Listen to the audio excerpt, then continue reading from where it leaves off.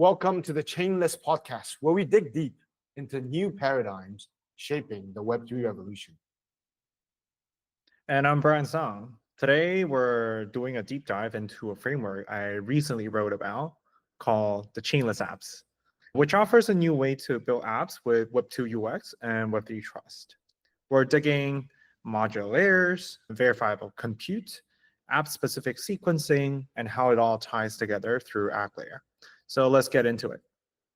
I'm Rong Singh, and I run the white paper reading club.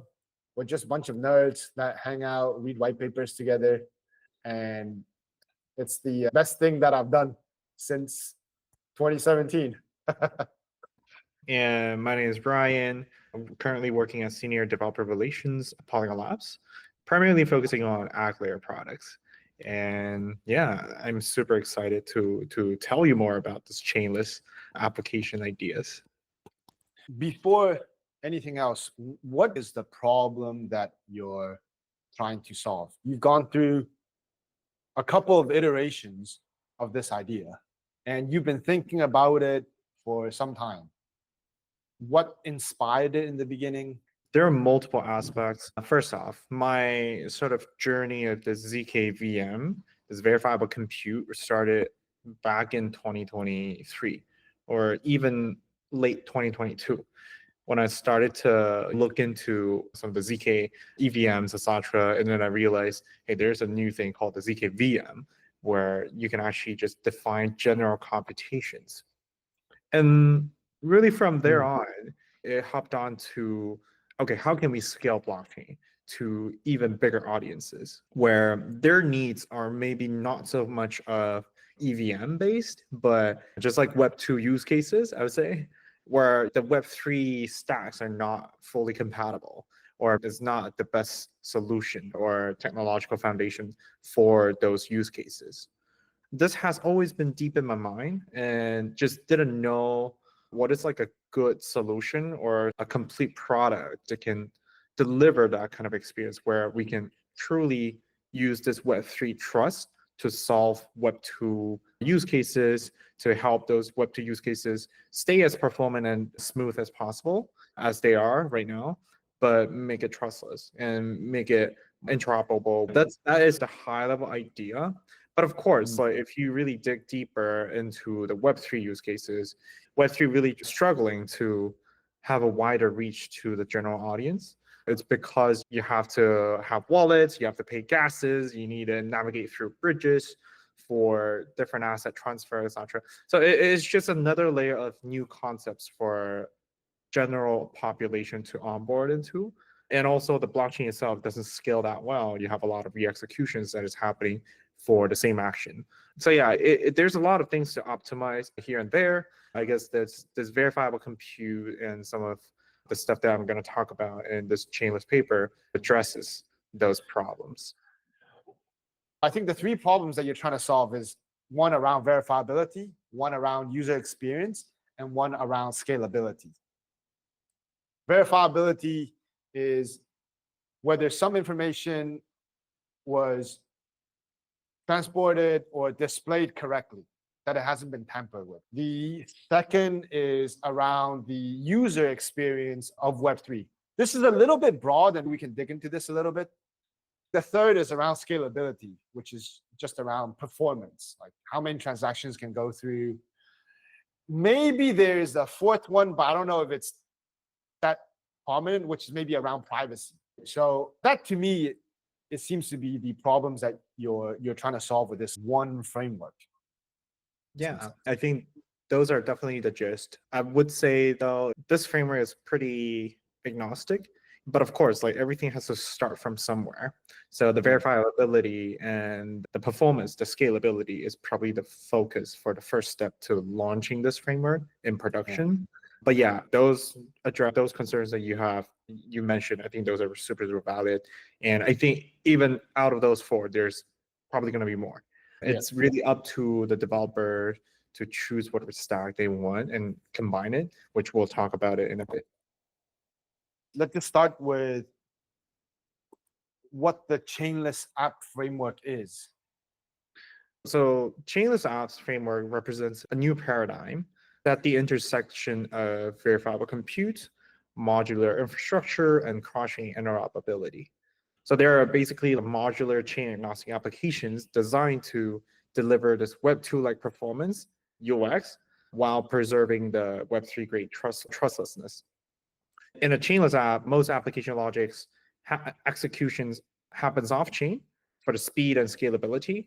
And then the verifiability, the trust component happens via the proof generations. So it could be a ZKVM, it could be a VS, etc. Anything that can provide this layer of trust by verifying the execution that happened off-chain and then connects it on to, and then settles those trusts on-chain. It could be on Ethereum or others.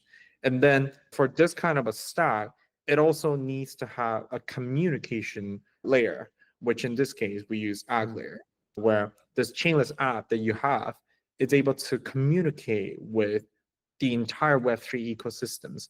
That's like a high level definition of chainless, but I guess there's a lot of things to dig into. For instance, like chainless, it follows an app sequencing model, which means every app itself is its own sequencer, and you define your own sequencing logic, which is the app state logic.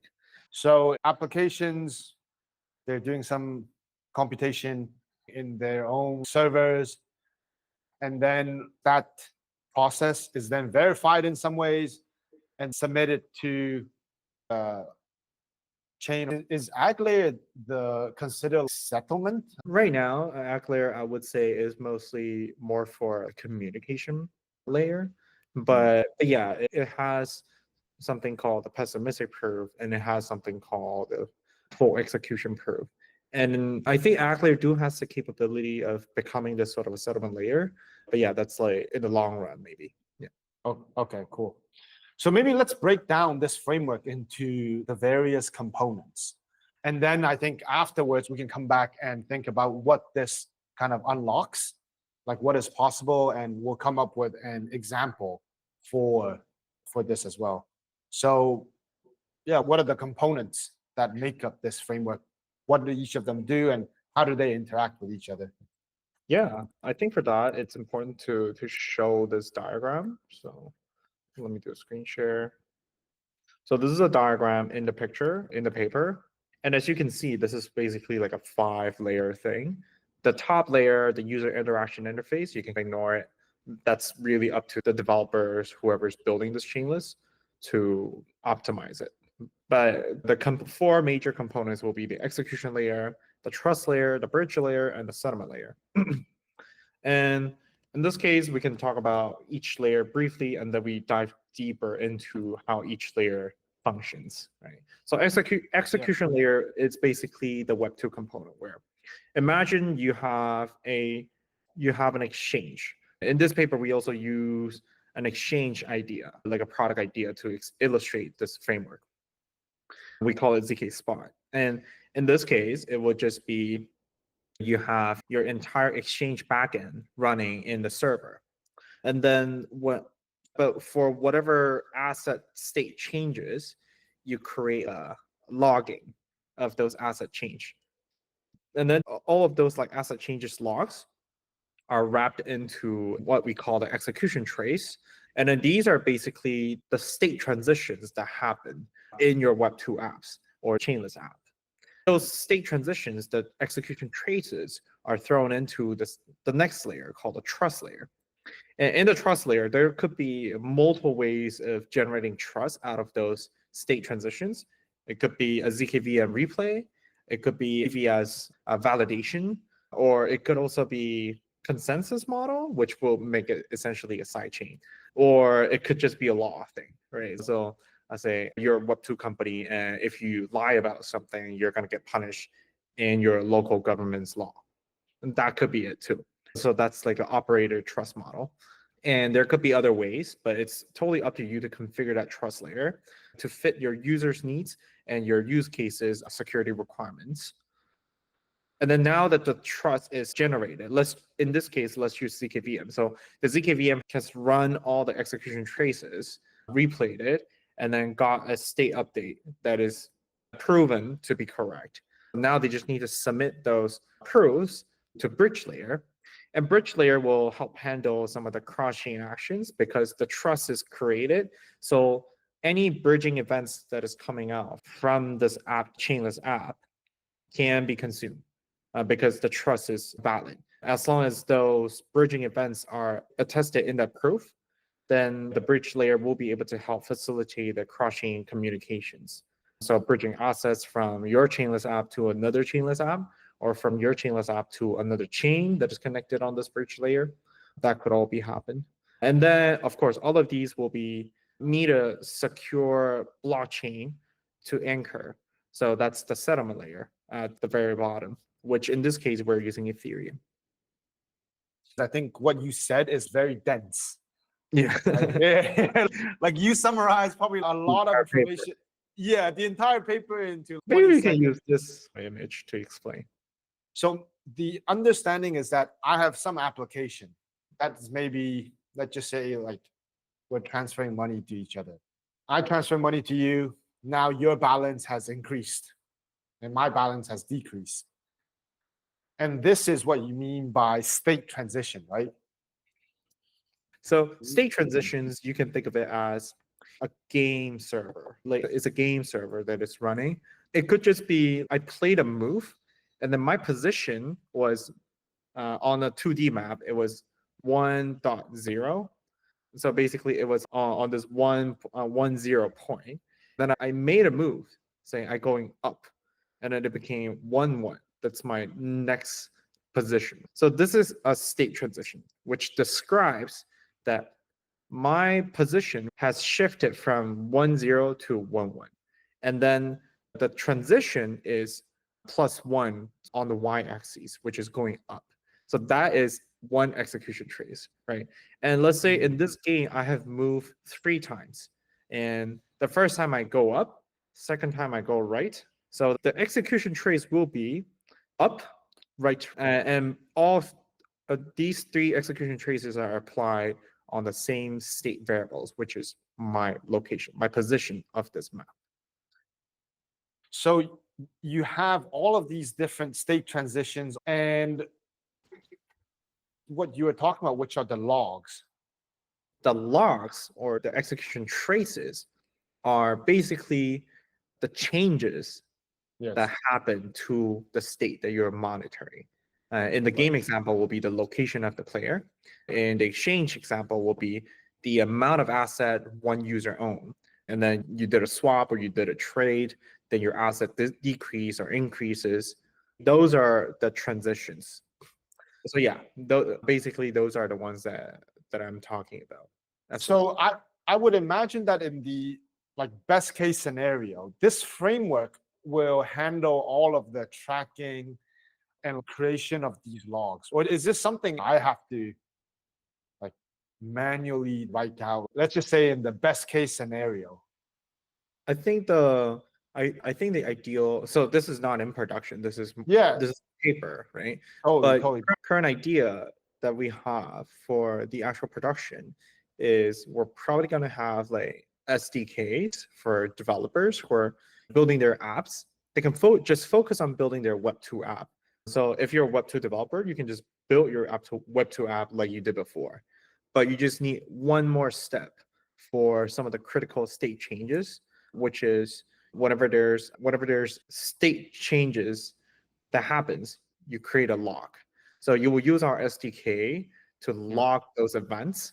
And then all of these events will be stacked up in a sequence in like a logging JSON or logging whatever file, a database maybe.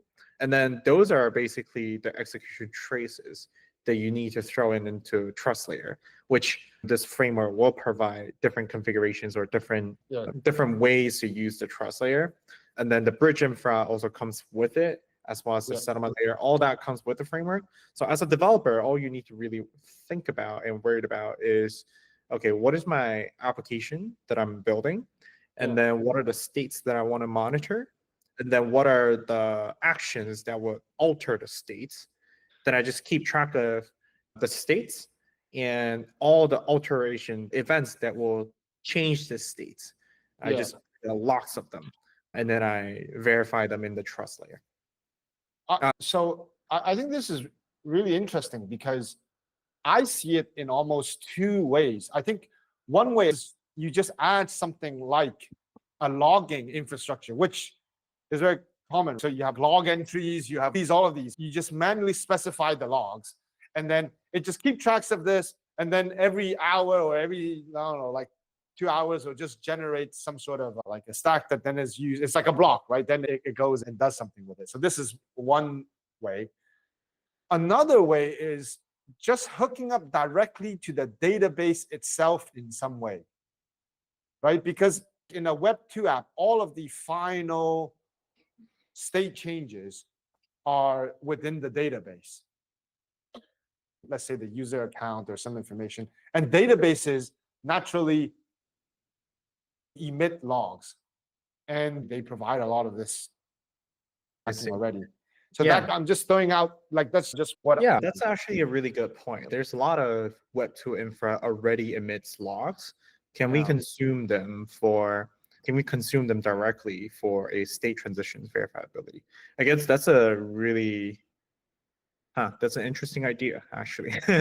But the general idea is like that. It's basically, okay, these logs are the record of what happened off-chain, and then now I just need to make sure these logs can build up to the state that I proclaim. I claim, okay, that after these logs, this is the state that I was able to get to, and the trust layer will basically run all those logs based on the previous state to see if they can get to the latest state that matches what I'm claiming.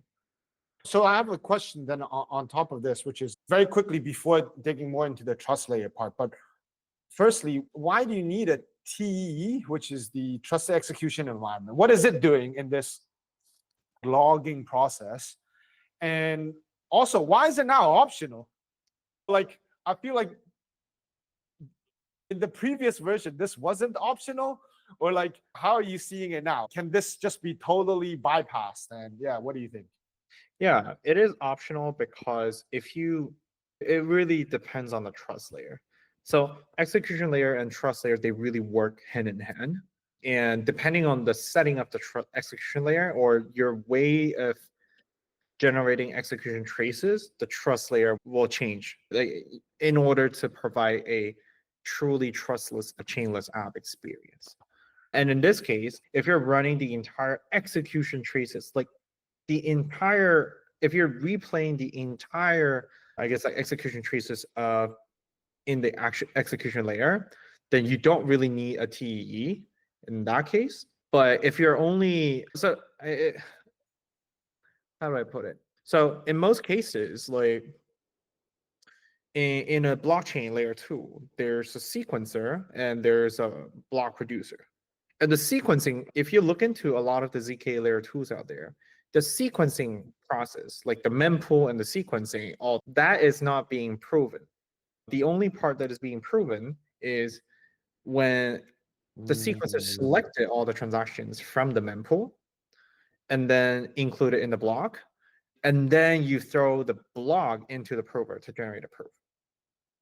So in those cases, there's a block from Flashbot called the rollup boost rollup. And what it does is basically running the mempool, running the sequencer, running the block producer, everything in the TEE. And the reason why you want to do that is, first, what is TEE, right? TEE is trusted execution environment, where when you are running the TEE process in your server, the server cannot temper the process and also cannot see what's going on in there. And that is to make sure the sequencing process, the mempool process, all that stuff happens in a secure environment where the server cannot really temper or interrupt it, just for the fairness, for the sake of MEV, because you cannot see mempool, then the server cannot do harm to it by inserting their own transactions. So what you're saying is, hey, if you want to provide an additional level of fairness in terms of ordering, then you want to have something like a TE, which nobody can manipulate. It's something that not even the creator can manipulate, at least even if they do, you can see it. But it's optional. If you just trust the L2 sequencer, then you can go straight to the trust layer. So can I say that the trust layer is the thing that you cannot move away from? Because without that, then none of this makes any sense. But then you can move away from the TE, you can use something else. So if you want maximal trust, it's like it will be nice if you run the maximal trust will be you run the whole thing in the TE, and then you also run this mempool and sequencer, and then also the block produce the state transition replay, everything in the ZKVM again. So that's like a maximal thing. But in this case, actually, the TE will become optional because you're already running the sequencer, the sequencing replay, the mempool sequencing replay, and then the state transition, all that in the ZKVM already. Then you don't really need a TE production in the execution layer. But if you are not planning on doing that, but also you want to, if you're not planning on running the mempool and the sequencing in the ZKVM replay, which I think is optimal that way, that is why ZK layer 2s are doing it such way, then you probably want some sort of a protection on the execution layer, which is running the mempool and the sequencer in the TE. But in this case will be applications mempools, which will be the user requests on your application state. But yeah. I feel like I'm in class right now. I got a question. So technically, the ZKVM can do everything.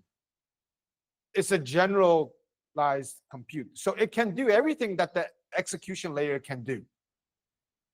But what you're saying is if you don't want the ZKVM to do everything, or you're not able to do it, then you can have an additional layer of guarantees within TE. From the builder's perspective, what do I need to do? Do I need to write a custom VM? Is there like a specific language? What kind of integrations do I need to do? Or is this something that it's just plug and play? Like it's just going to take in the logs and then it's going to spit out a proof and it's just going to tell me whether it was accurate or not. If you're a developer, I think, so if you're like CS student, you probably have taken some of the state machine related classes. In the paper, we briefly mentioned it, but your application logic can be abstracted into a finite state machine. And then you just have to write that finite state machine in Rust, where you're defining where when you're on a particular state, what are the transitions that can happen? And then per state, based on that transaction or transition, what is the next state that you can jump into? So these are just a high level idea, but in general is you need to figure out the abstraction of your application and applications and what are some of the core states that you want to keep track of to make your app trustless. That's the first step. And then you need to define the sets of actions that can change the state of the state variables that you're tracking. And then, you just make it a finite state machine, which is, I don't know, 100 lines of code in Rust. It's super easy to write. And then you just throw in all those logs. You just throw in the beginning state and all the logs into the ZKVM, and then just let it run it. And if it can get to the end with the latest state that you have claimed, as the Chainless app has claimed, if they matches, then yeah, it is correct. And then there will be a proof saying, hey, this computation that I ran in the ZKVM, I did it correctly.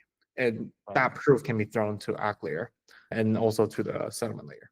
So that's like a high level thoughts behind it. So if you're a developer, in short, the most of the ZKVMs out there right now is written in Rust.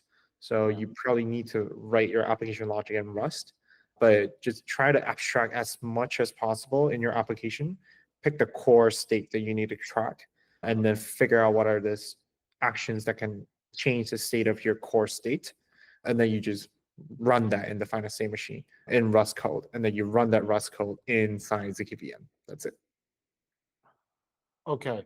So to be clear then, if I wrote, let's say I write my server in Rust, that means currently I have to write an additional program which describes how my application's state changes, an additional program in Rust. And this is going to run separately inside of this ZKVM.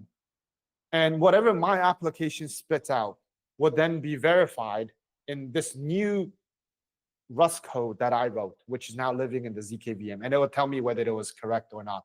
It's almost like an additional like unit test or like integration test, right? Like you put it through and it spits out. It's like, yo, you passed these 5,000 lines of like code. Yeah, today my brain is a little bit fried, but yeah, I wish I come out with such a great example like what you're saying, actually. Yeah, I think it's like a unit test. Yes, it's basically like you have to pass certain tests then for what happened inside your app during this time. If it passes, then you're trusted. That's what it is. Yeah. Exactly what unit tests do. It tests that the input was A and then the output was correct, and essentially you're testing the transition. Before we go on to the next thing, I just want to understand, without the TE, what is the additional thing that you would have to write inside of this ZKVM? Is it a guarantee that the ordering? It really depends on your application. And if your application cares a lot about the ordering, first, I think is the data that you're throwing, the execution trace itself that you're throwing into, can you trust that data? What if that data is being tempered? Or there's like a fake state transitions that is being added to that execution trace. It's a little bit hard to verify. That's why running a TE, you have a TE attestation, and then you can verify that attestation in the ZKVM before you run the state transition verification. Because ZKVM itself, it's only verifying the computation process, but it's not verifying the input data. You need to find a way to encode the data or somehow create a signature of the data. And you need to verify that signature of the input data that you have thrown in. Those are some of the securities that needs to be mindful of. There could be a chance of compromise on enclave, right? Like a side channel attack or bugs.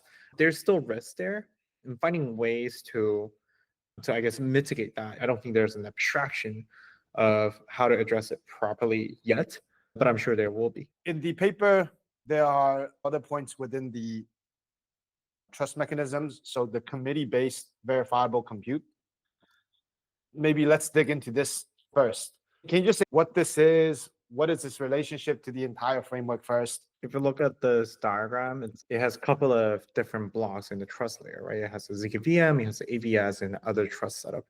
It's basically saying it's modular. Based on your application need, you can choose your verifiable stack. And ZKVM being one of the probably the easiest no-brainer, but it's just sometimes it might be costly to generate perps.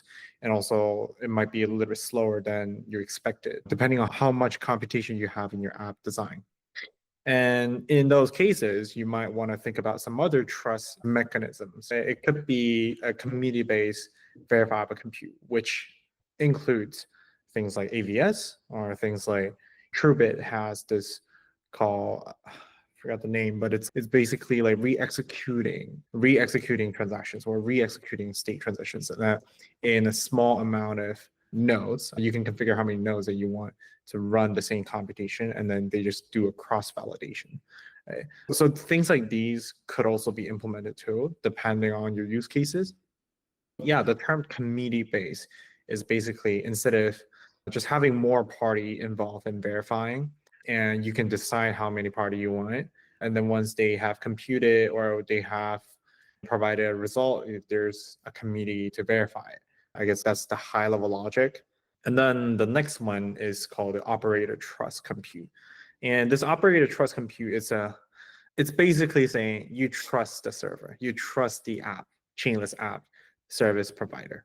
And in this case, not every Chainless App developers are suitable for this because you wouldn't trust a random people to hold your asset or do something unless there's law. So in this case, what means if your app itself is entitled or I guess restricted by certain law, then that happens off-chain. It's not an on-chain trust, but it's an off-chain trust. But we can also leverage that. Or in just if you're like a startup, you want to do something minimal viable, then you can also choose this operator trust compute and just let people try it out. It really depends on the use case. So there are two types of trade-off. One is the amount of trust you give to the creators of the system, and the other is the complexity and the cost of generating proofs. So in one end, you can have ZKVM, which is as trustless as it gets, but the cost of creating, let's say, the program, and then the cost of generating the proofs are high. On the other extreme, you have this operator trust model, which is just trust me, bro. This paper is co-authored with me and Paul, and Paul had great conversations with David from our company. He's also an amazing guy. And apparently he came out with this term called just trust me, bro. But basically it's no proof, trust the sequencer. But then this one is the easiest to implement, right? As from a developer's perspective, you just trust it. And then you're saying then there's this kind of middle ground, which is the committee based, which is you have a group of people you need to trust, but it's not, you still have to trust a group of people. Yes. But of course, like if it's like an AVS style, then you're trusting a group of people who has stakes that can be challenged for incentives. It's offloading that trust from a ZK or cryptography perspective to an economic incentive perspective. And same thing with Qubit. It's like they also have different ways of incentivizing. That's a good point. It's ZKVM is the cryptography trust. Committee trust is the economical trust. Yes. Operator trust is the law trust. Yeah. If something happens, somebody's going to get a stick and beat the crap out of the other guy or something. Maybe not beating, but they'll be justified. So the next part, 3.2, it's around different designs of this like trust system. How do you, different ways you can piece all of this stuff together. And I think you give a couple of examples. Yeah, I guess it's really, if you want to run the entire execution, full re-execution in the trust layer, that is probably like the most trustless design. If not, then you can partially run it in the TE and then partially run the proof re-execution in the trust layer. In this case, it will be you only run the state transitions in the trust layer, but maybe the process of generating the state transition itself, it happens in TE. And then, of course, there could be a lot of different ways where you don't care about the TE. You just run the sequencing. And then, yeah, the trust layer would just be for the state transition verification. And then last but not least would be the operator trust. So this is like a different, I guess, like a spectrum of execution layer plus trust layers combinations. And of course, there's probably going to be like other custom security models where you can use like 2-3 different trust layer methods for the execution. That could work too. Because if you look into Tyco, how they do it, it's they use a TEE to attest their execution for a sort of a temporal buffer trust, but it's not finalized, but you can rely on it. And then they later create a ZK proof of their block. It's like a delayed trust. But in this case, they're using 2 trusts together, TE and ZKV, TE and ZK, and both in the trust layer, but it's just in a different time gap. Let me also understand this part, because I just realized there's actually 2 levels of trust, which is what we talked about earlier, which is using ZKVMs or using committees or this operator trust. And then on top of this, there's an additional layer, which is what are you verifying? Are you just verifying the sequence or the simple state transition? Or on the other extreme, you're re-executing the entire program through the ZKVM. And these 2 also create different levels of trust. When I think about blockchain scalability issues, it seems to me the execution part is the main problem.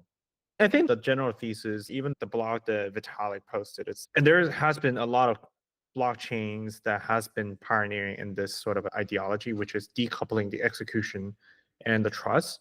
And I guess this is just one of those like implementation, but in different verticals. In this case, will be Web2 app focus. I guess to really address the scalability, ZK is that bridge that addresses it, helps everything that happens in a non-trusted environment to make it become trust. tuple. Why do we even need a interoperability in this sort of a chainless design, right? If you really look at back in 2-3 years ago, there was Polygon CDK, there's like OP stack, there's ZK stack, all of these happened because before it was everybody wanted to build like layer twos, and they just built their own layer two from scratch. And once they built it, now they say, oh, we have this technology, why don't we standardize it and then make it a service that is available for others to deploy their own layer twos, but using our stack. So before it was just building their own product, now they are scaling it to other people to deploy theirs, right? So that also causes a lot of layer twos to spin off in speed, which caused something we call the liquidity fragmentation, because it is because of there's so many chains out there and they're not communicatable with one another because they don't have a trust infra. They do it via third-party bridges, but also you have to start trusting those bridge, right? And there's a lot of things to really optimize in that kind of a scene. And later that it comes to a sort of a conclusion in the industry saying, hey, we need some way to standardize this interoperability among different ecosystems so that we solve this liquidity fragmentation problem. And every chain, if they really want to be usable among all of these chains out there, then yeah, you should have interoperability come out of the box, right? So that's why there's this super chain idea, there's Agglayer idea, there's this, elastic chain, whatever. So all of these everybody calls it like clusters. But my take is, it's like back in the days, like when there's like internet and in different schools, it's only when you start connecting those schools together, then it becomes more interoperable and more communicatable, and then the internet becomes more useful, right? I think Agglayer is what is trying to solve that, right? It's chain agnostic. It doesn't care if you're OP stack or ZK stack or whatever, or CDK. By design, it supports CDK, but it supports OP stack now too. And eventually it will support chainless too, and even others like just be wild about it. It could be Solana, it could be some other, but it could support anything as long as it's a trust. It requires trust and it requires a communication between different trust environments. Then yeah. And I think from a chainless app's perspective, you don't want to just be an app itself. You also want to be able to communicate with the different trust environments for the composability. That's why like this bridge layer, it says it's optional, but it is definitely encouraged to use it. And then it comes native with the stack so that you can communicate with other chain or other apps through this bridge layer.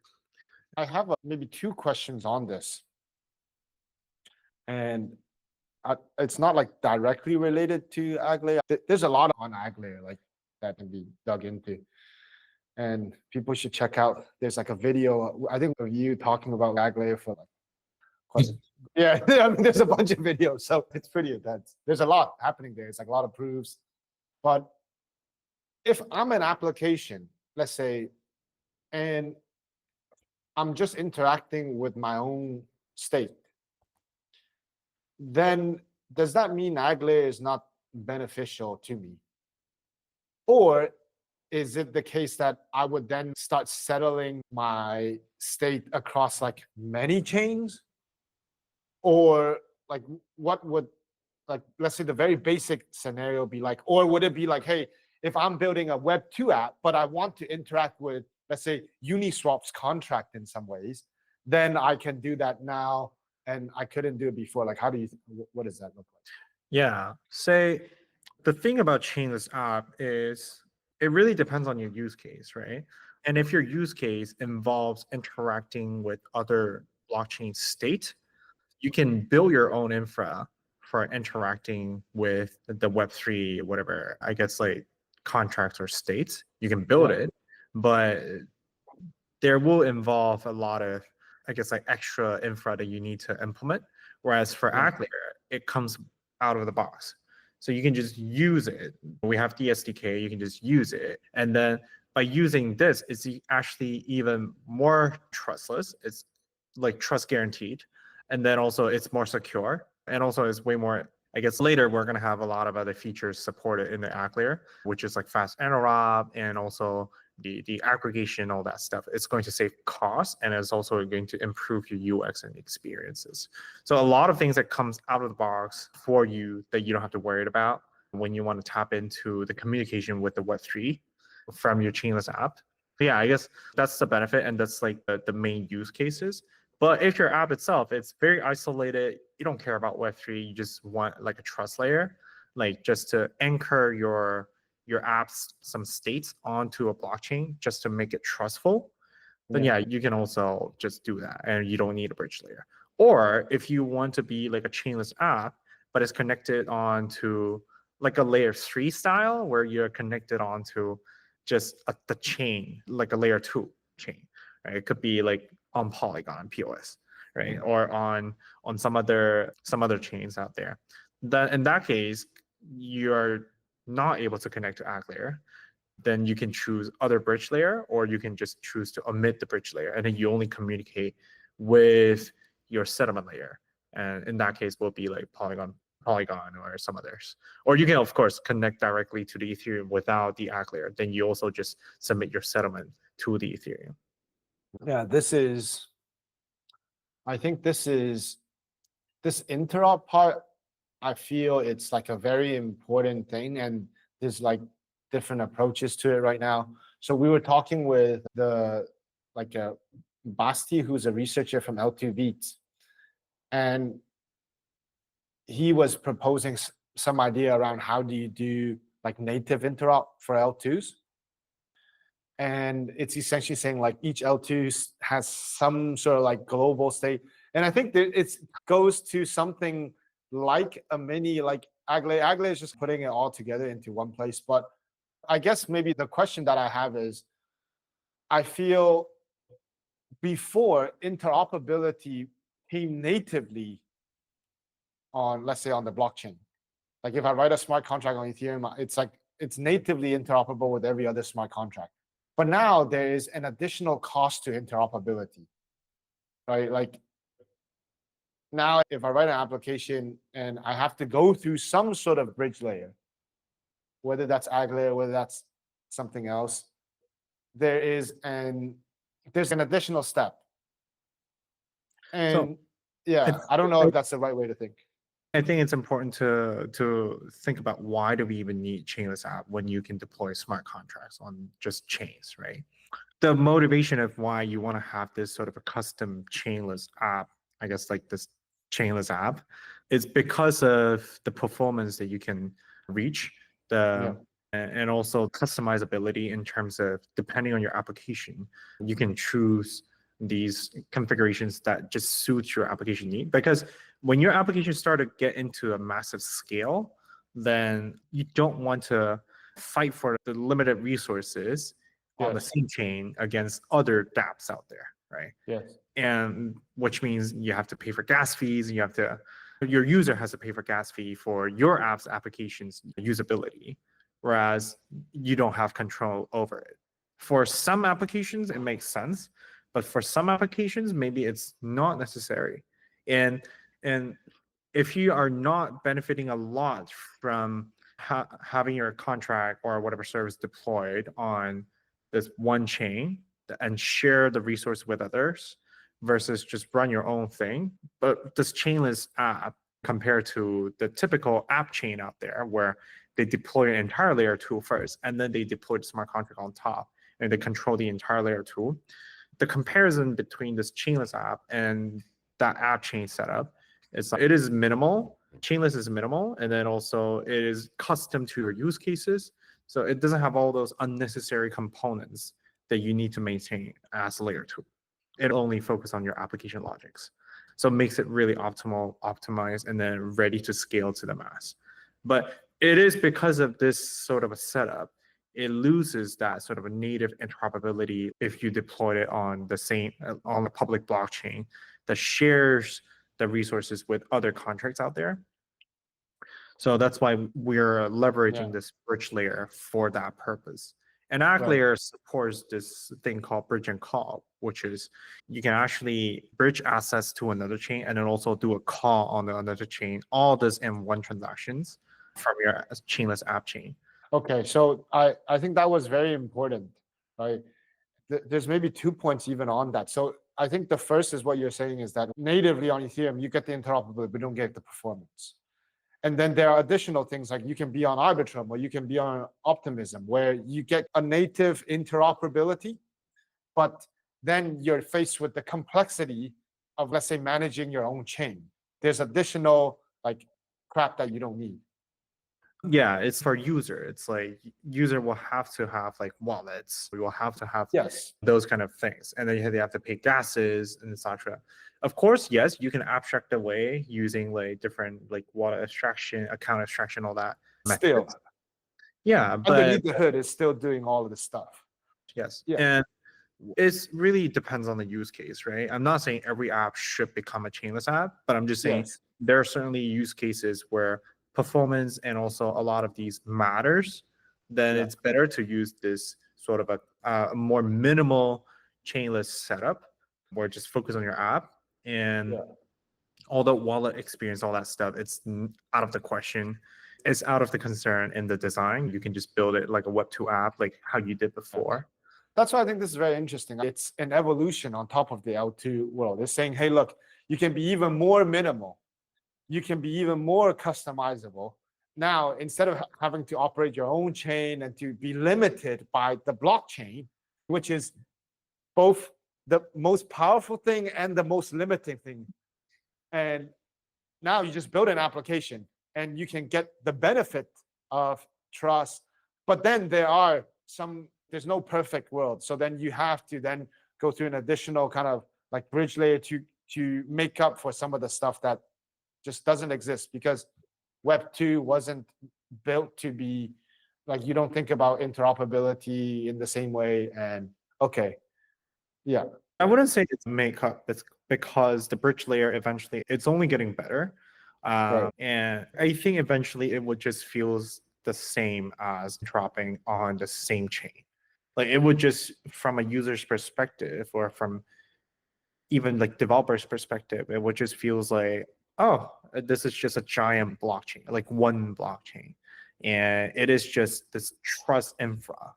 It is abstract away, and people's perception will be like, oh, it's just a trust place where whatever things that I do it there, it's source of truth. And what are things that I can get into that trust layer, the firewall? If I passed it, then yeah, it's trustful and I can rely on. And it will just be that infra for the society. I see. Because right now, the way we're thinking about it is limited to the experience now.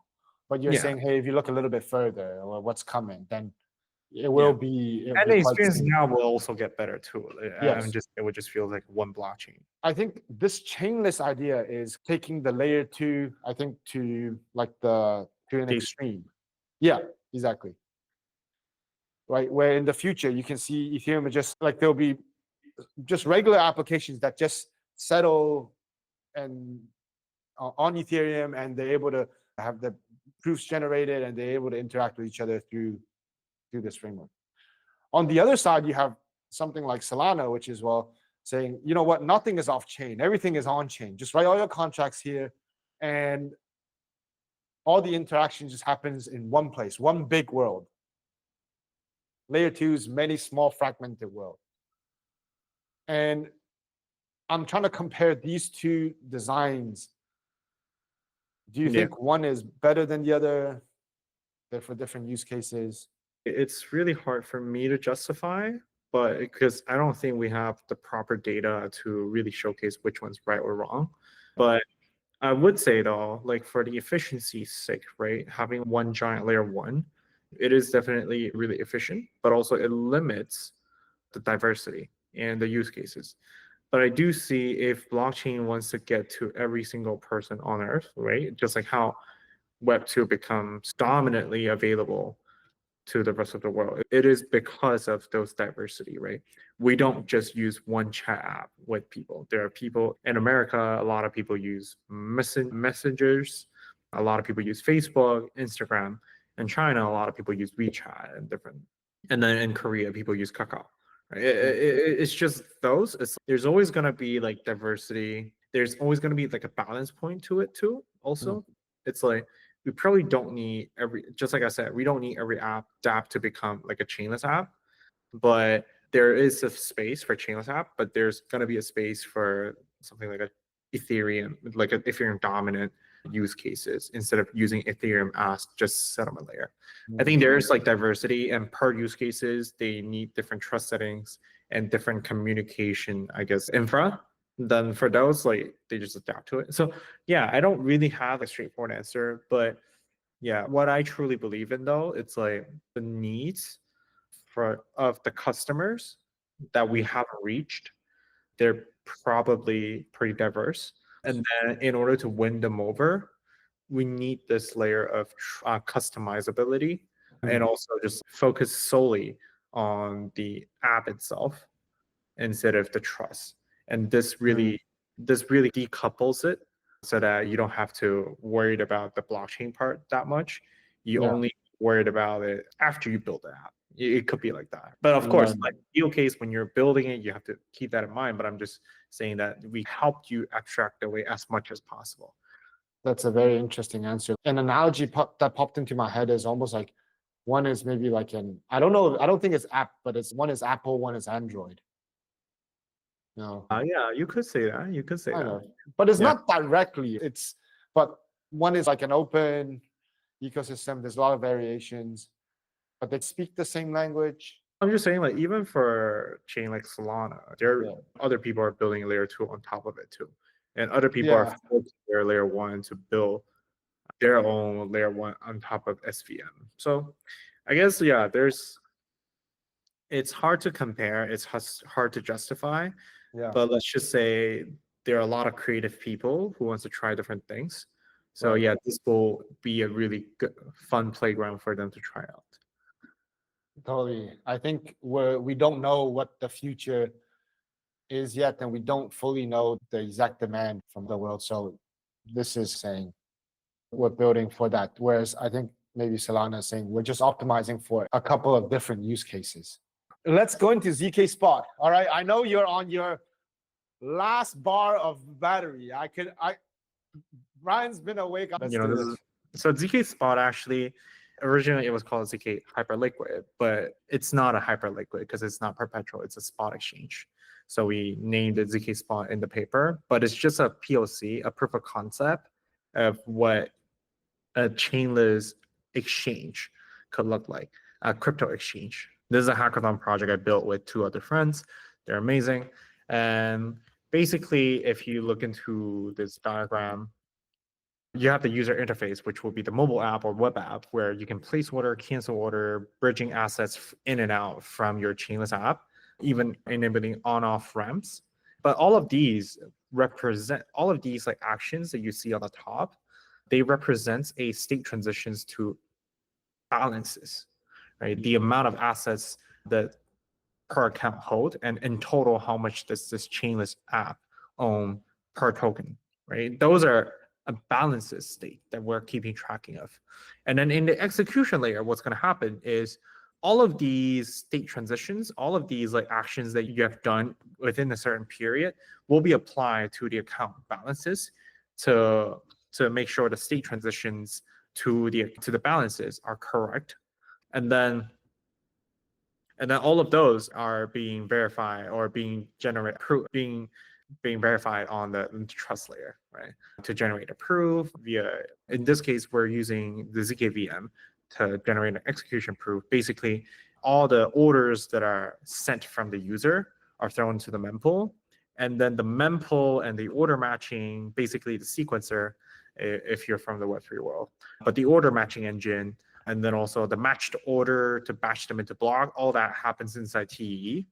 And then the block itself will generate a state transition of that block inside the ZKVM. So yeah, just replay and verify every computation and state transitions. That's what's happening in the trust layer. And then of course, because there are bridge asset and withdraw assets that is happening, which is the interop part, where you're bridging asset from your chainless app to another chain to be a Polygon. or you're bridging in assets from other chain like Ethereum to the Chainless app, right? Those are cross-chain interoperability, interop events. Then for those, the Agglayer will help handle it, and then the settlement will happens. It will be handled by Agglayer as well. But yeah, it's in the entire process. So yeah, as a developer, all I needed to focus on is the execution layer, the user interface, which is what user will be using your mobile app, your web app, etc., and then your execution layer, as well as the computation that needs to run in the trust layer. And the rest, Agglayer will handle it. So yeah, that was like a ZK Spot idea. And of course, like I think there's way more than just ZK Spot Yes. that you can do using this chainless app design. So if you look into the paper, there's a couple of ideas that I've listed. There's way more. I'd say first is things that, for instance, like verifiable Web3 games. The backstory of this chainless app framework, it really started from a verifiable game. It's an anti-cheatable framework was what I proposed first at the beginning of this year, but it slowly transitioned into a more general scope, which became this sort of a chainless app. And before this chainless app, there was another blog that I wrote like a couple months ago, I think 2 months ago. It's called an A2Z app, but it's essentially a verifiable app framework. We'll post a link somewhere about that. Yeah. But that was just an initial idea that I exposed to the public. And then later on, I decided to make it into an actual white paper that we can properly showcase the idea. I guess this is why there's this Chainless app paper. But yeah, a verifiable Web3 game would makes a lot of sense because, for example, it could be like a turn-based multiplayer games that runs this logic off-chain. And then each player's action, it could be like a move or attack, are recorded into a state transition or execution traces. And then ZKVM will just have to replay those execution traces to make sure the game state transitions are indeed correct.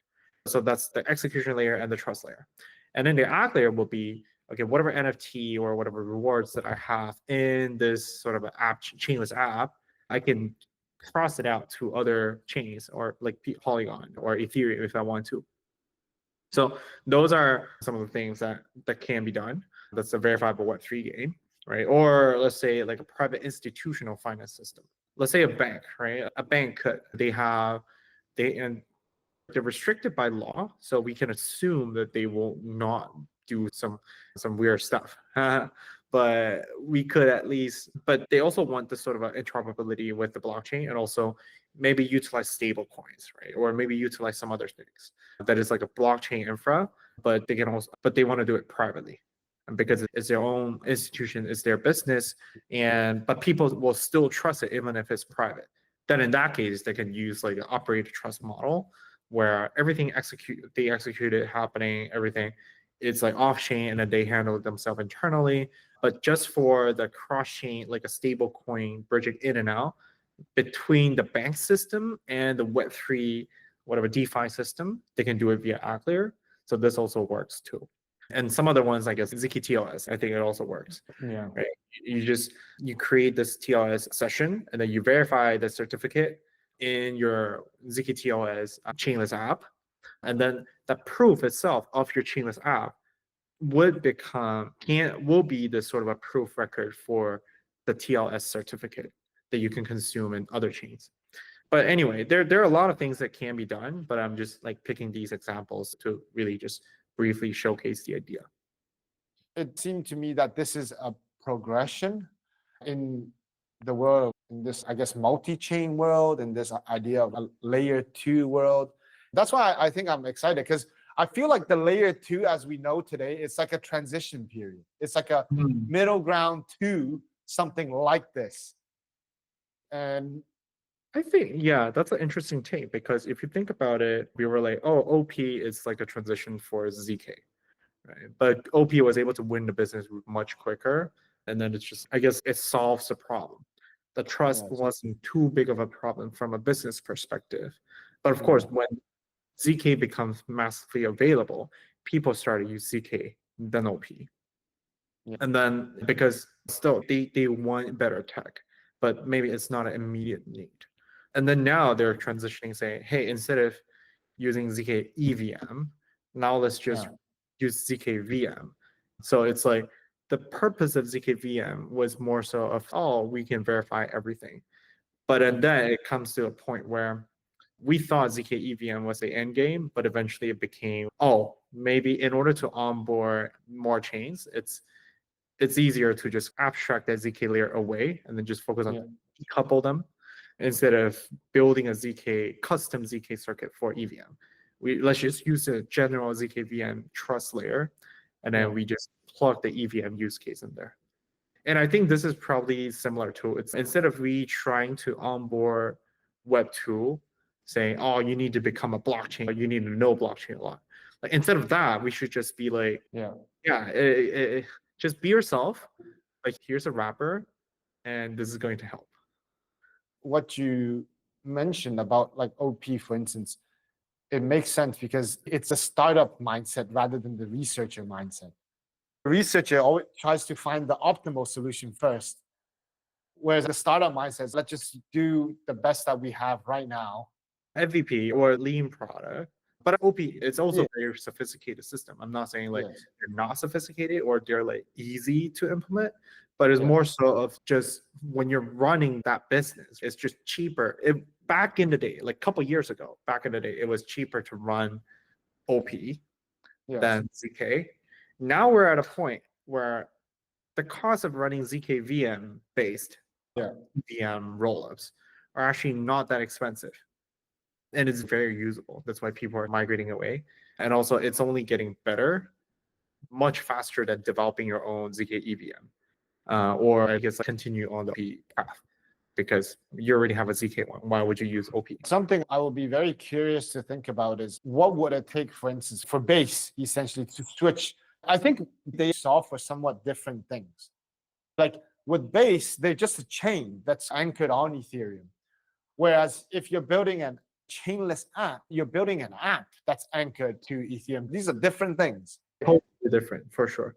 But right now, with the layer 2 structure, is that you can do both. But I think what people are doing is they're building more chains rather than more like applications. Like, for instance, DYDX is like a full-on like solo application that's using a chain, whereas Base is just really just another chain.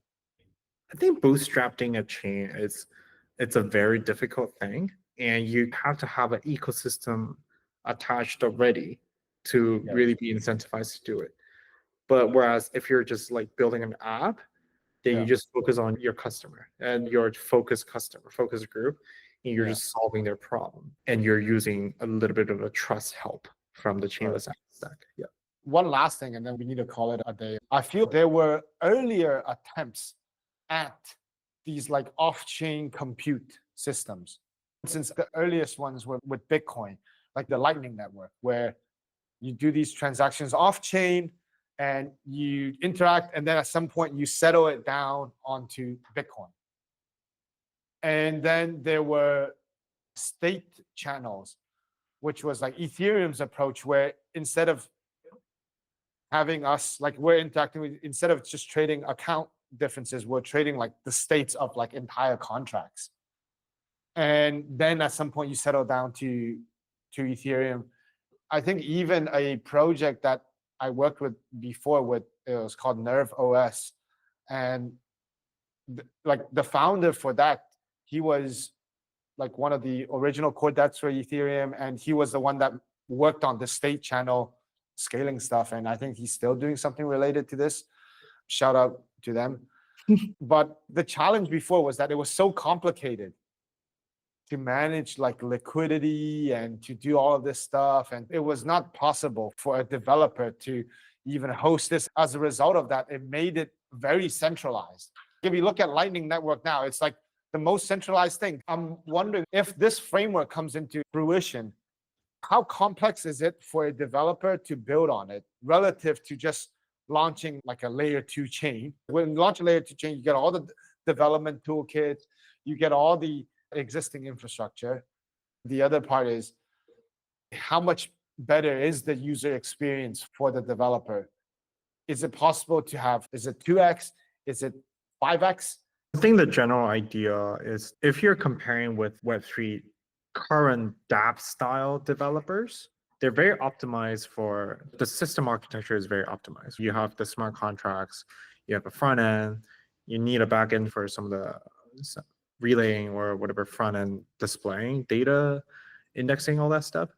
That's the architecture. But it's with this sort of a chainless stack, I think what it really enables is the sort of, if you're Web2 developers, right? If you're Web2 developers, now you want to tap your, let's just use a more realistic application at this point. It's, let's just say you're a finance app, right? You're a finance app, you want to manage like users' finance state and in different chains. You can do so using this chainless app stack, right? And then what it will really enable is the fact that you're building an app that is just same as any other Web2 apps out there, but whatever actions that you're doing is verifiable because you're dealing with the money. So the verifiable, I think it's very much needed. People will choose you over some other ones that are not verifiable if you have the same UX. That's the condition. If it's like a same user experience, people would choose the more trustful, verifiable one versus the ones that are not verifiable because they're putting their money in it. They want to be able to trust it. And from there, yes, it comes down to, so I'm starting from a user's perspective, right? And then let's talk about the developer's perspective. Like from developer's perspective, if you want to build like a Web2 application style on top of current Web3 architecture, it's almost impossible, right? So let's just say if you want to reach that much amount of users, you need to jump out of that box and then focus more on the UX and whatever UI, which I think it's not a Web2, Web3 problem. It's more of your product scoping, and also it's a mobile app or a web app, right? It's just developer. That's the same thing as, that's just front-end developing experience. But I guess the challenging part will be, okay, what about the backend? What about the backend? How do I use blockchain because it never dies? I don't have to deploy a server, all that stuff. Or I deploy a server, but it's hyper customized for my application logic. So I can do a lot more things than having all my contracts written and have all my backends written on smart contract and deploy on layer 2 or layer 1. Right. The difference there would be the capability, right? So it's your choice. If you choose to make your app more capable in doing different things that is not constrained by a particular chain, then why not do that? And you don't have to do the account abstraction and all of those like complicated stuff. You just build a Web2 app basically, but you just add a little bit of interoperability and the verifiability SDKs on top of it. Right. Do you think then chainless apps make it more censorship resistant or less censorship resistant? Like one benefit of being on the blockchain right now is I have USDT or some like random token, let's say. I can do whatever I want with it. Like I just put it in my Ledger wallet and I just walk out, I cross the airport, I'm like, fuck you guys, I'm gonna spend my money wherever I want.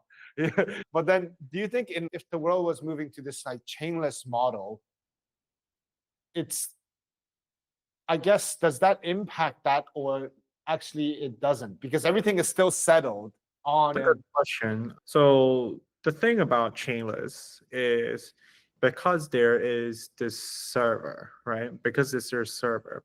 And then although it really also depends on your trust setting, right? If it's like operator trust, then you cannot do that, right?